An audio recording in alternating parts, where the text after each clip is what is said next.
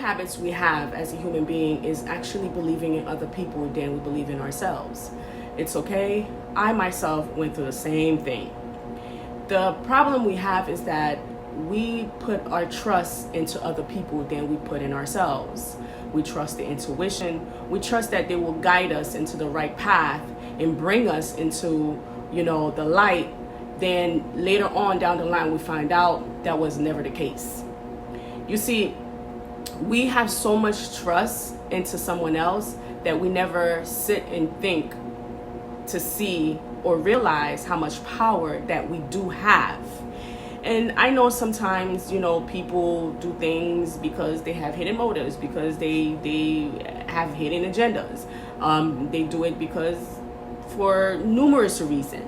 But whatever the case may be, it is very important for you to actually know yourself and know the power that you have within you.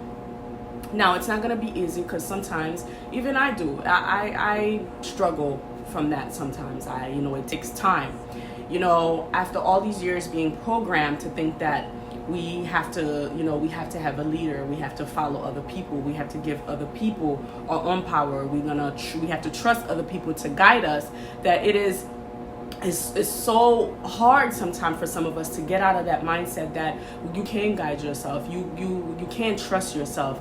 Your higher self is never gonna put you on the wrong path or put you on a path that is going to harm you. Sometimes when things like this happen to us is because we give our power to other individuals that also don't know who they are, and we trust them to guide us. Now, in this video, I am going to share with you some of the things that we do that we need to really be cautious about and pay attention. So, stay tuned.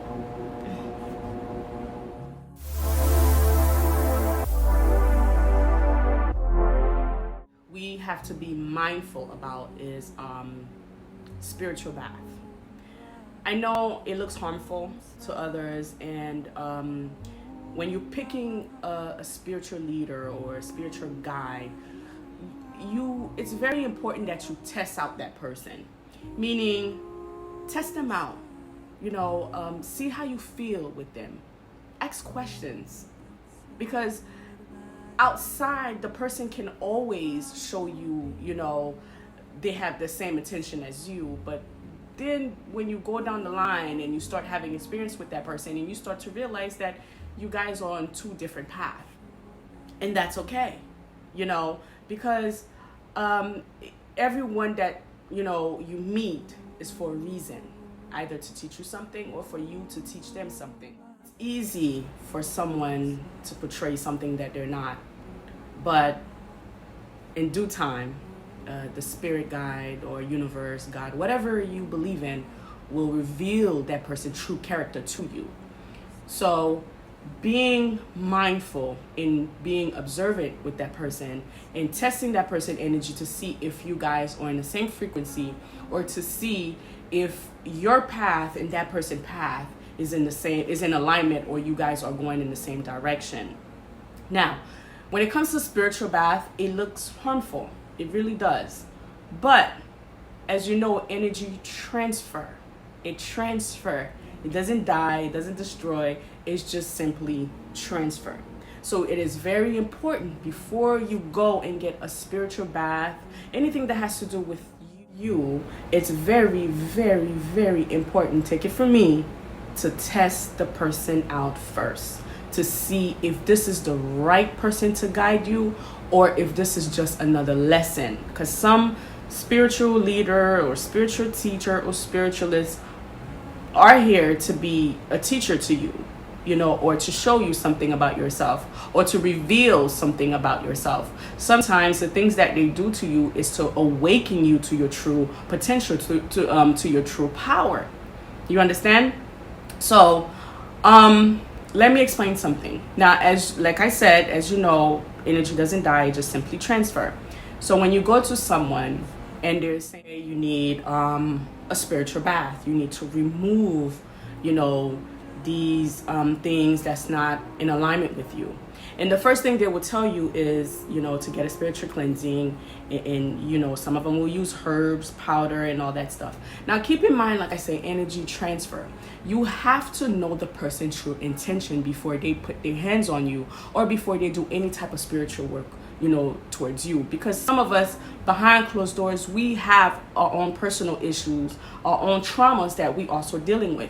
Now, if that person is showing you like, okay, everything is perfect over here and all that stuff, you gotta ask yourself question to see that, like, is this person putting up a front? You understand? So it's always good to go to someone that you resonate with, you in alignment with, that you could relate to. You understand? And it's always good to ask yourself, okay, how can I learn from this person? What is something that that you've dealt with, and how did you overcome it? You gotta ask questions. A lot of us, we feel like these people are such, and we put them in pedestal and put them in such high honor that we don't ask the necessary questions. And it's important to ask them necessary questions. If that person is not willing to answer your question, it's it's a sign that this is not the right person, because you got to get to know the person. You have to get to know the person. Of course, they're not obligated to share their whole life story with you, but if you're going through something and they say they could help you, you have to know in what way. How did they go through that before, and how did they overcome it? You got to know these things. It's important to know these things. Don't just get up and just voluntarily give yourself to these individuals, or voluntarily just give your power away. Learn from the person, watch the person, observe the person, ask questions. So again, when it comes to your spiritual bath, you have to know the person's true intention. You got to know the energy the person is vibrating out of, so you don't mask your wound, so the person don't give you a habit of masking your wounds. The first thing that individuals should do is sit down and talk with you to see, are you guys on the same path, or are y'all going in the same direction? Because you don't want to have all these experience and tell these people your whole life story then just to find out that you guys are not even on the same path. Y'all don't even vibrate out of the same energy.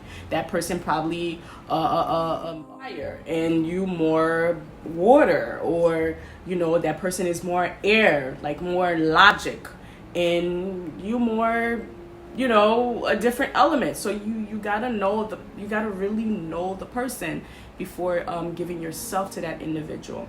Now again, like I said, before energy becomes physical, it has to manifest within you.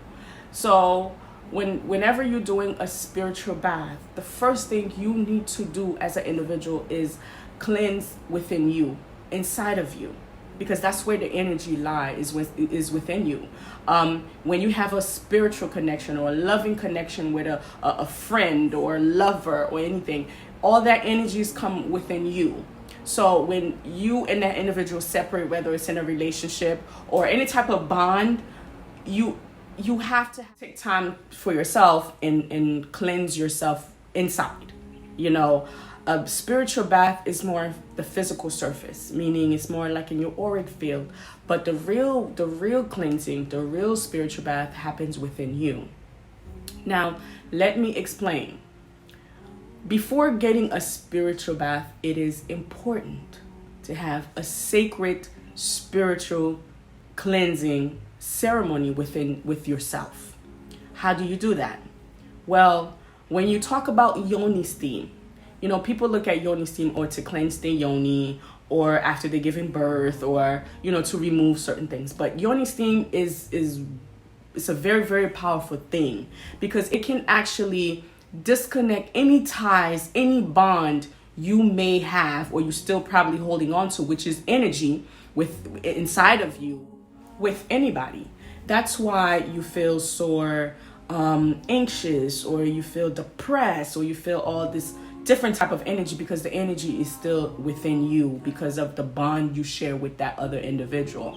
So when someone says you need a spiritual cleanse or you need a spiritual bath, I believe the proper way to say it is that spiritual bath that you need, they need to send you back to do it with yourself.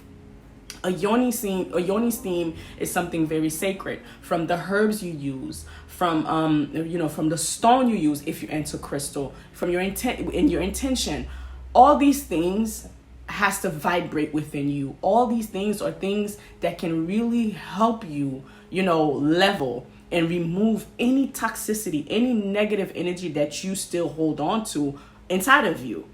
So a physical bath should be the last thing you do. The first thing, like I said, you should do is a cleanse within yourself, within your energy.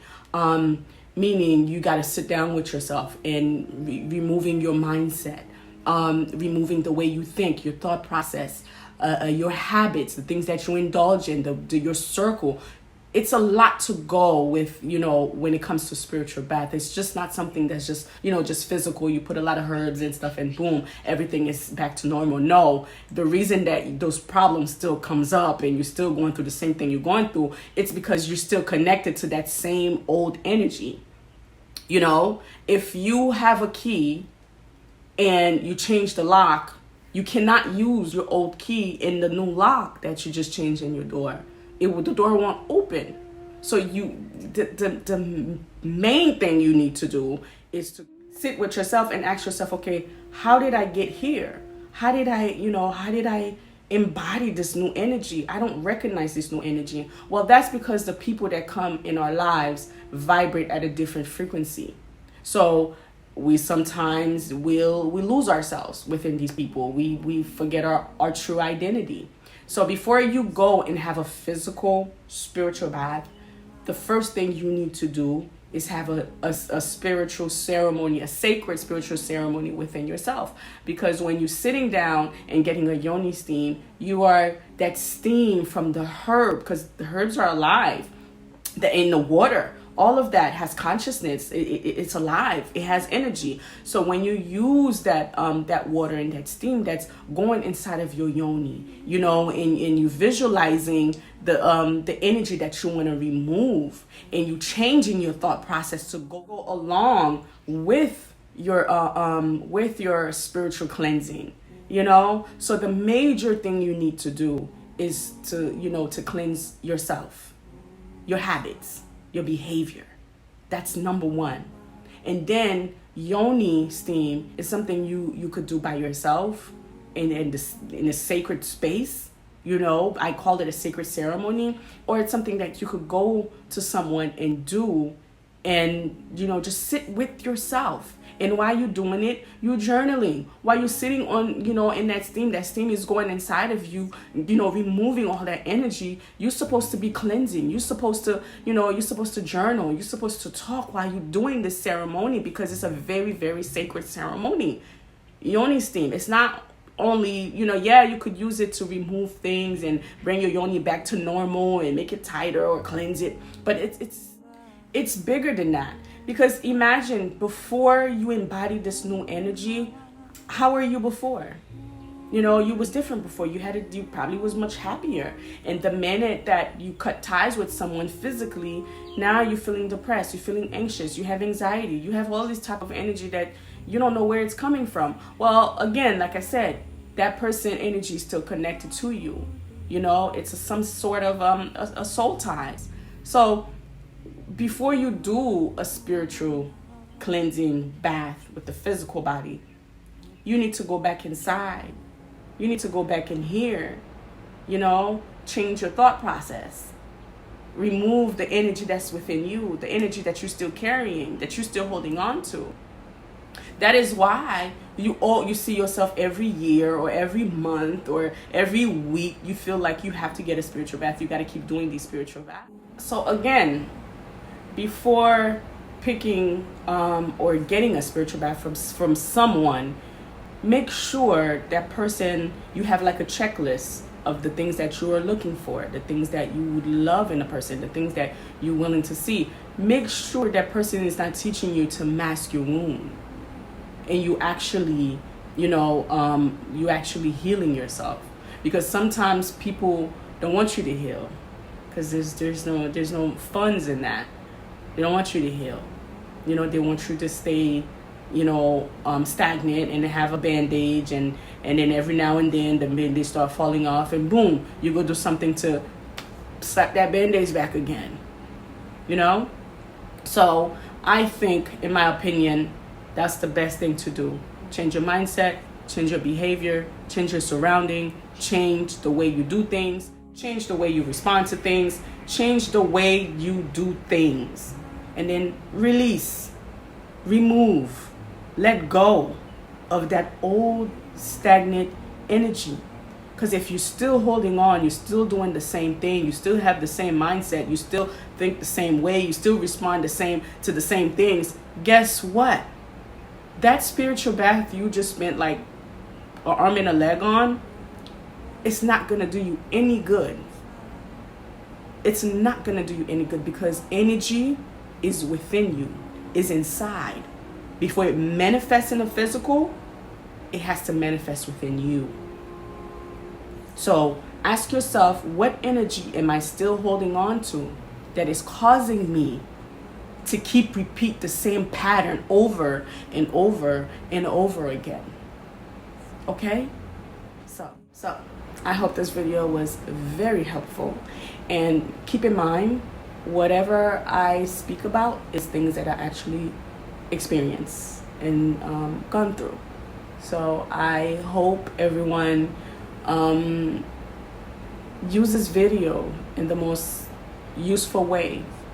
And it's not to judge anyone way of doing things. It's just sharing something, or sharing light onto something that I think that can benefit a lot of us if we just observe some of the people that we encounter and change the way we do things. Because once you change the way you do things, the things you do change.